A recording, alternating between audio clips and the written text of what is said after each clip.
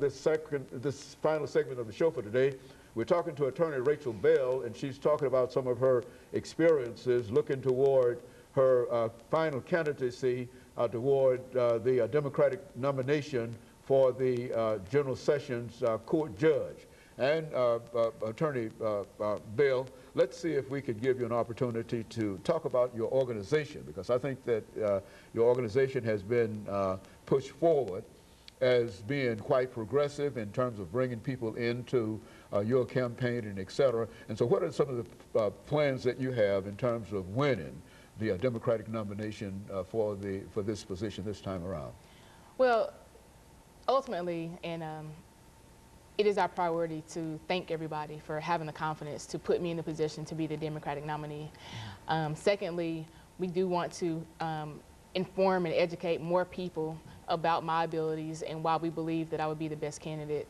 And third, we want to make sure that everybody is excited about this opportunity, and when putting me in position to serve the community is part of justice. I'm a female, I'm a minority, and we need more equal representation.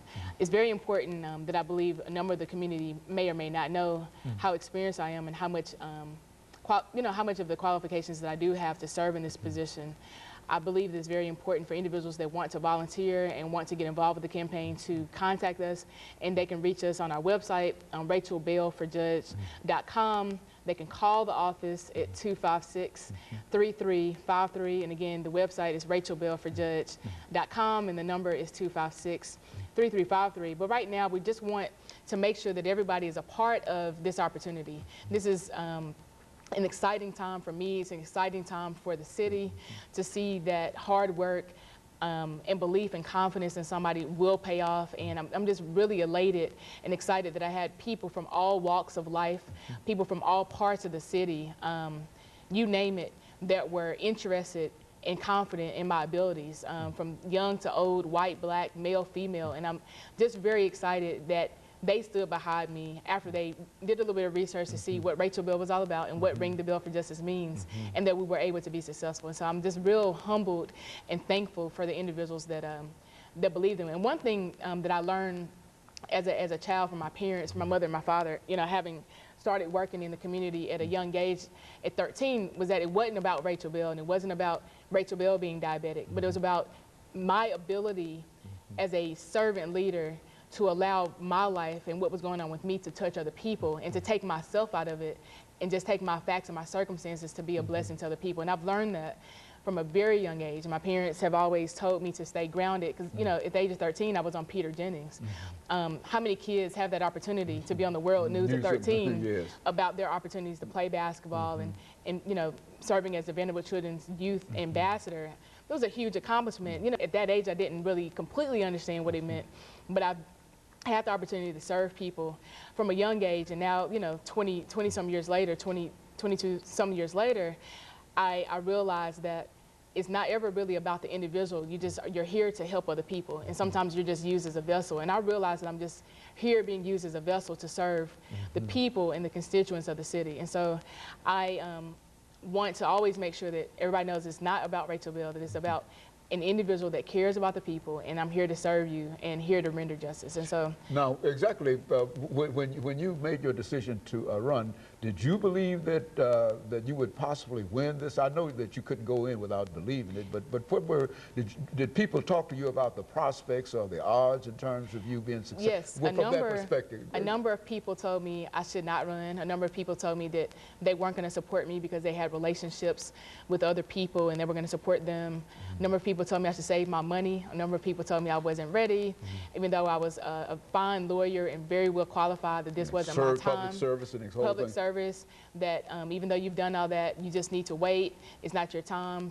You can run in 2014. You can only wait 2 more years. And I am very spiritual, and I do believe in people, and I believe that God speaks through people. But I believe whatever is in your heart and whatever that you want to do, you prepare yourself to do that, and then you follow your own goal, your own destiny, your own dream, and make sure you're prepared. Listen to people, but if your gut tells you to go on and do it, and you're qualified and you're skilled, and you have nothing to lose, then go for it. And so for me, I grew up as an athlete. And, I played basketball in high school. I scored 1,572 points playing in high school, run up for Miss Tennessee, went off on a basketball scholarship. And one thing that I learned playing basketball as a competitor, and I always, beat most of the boys in the neighborhood and the girls, everybody would tell you I was pretty good.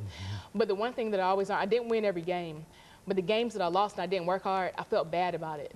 But the games that I worked hard and I did my part and we lost, I felt great about it. So I said, with this race, maybe I am going against, an individual that's going to beat me, or maybe I am going against an individual that has more skills, or whatever the constituents, or whatever the people think, whatever the people think. But I know that I'm going to put my mind to it, and I know that I'm qualified and I'm skilled, and I know that I'm going to work hard, and I know that I'm going to ask people individually for their vote.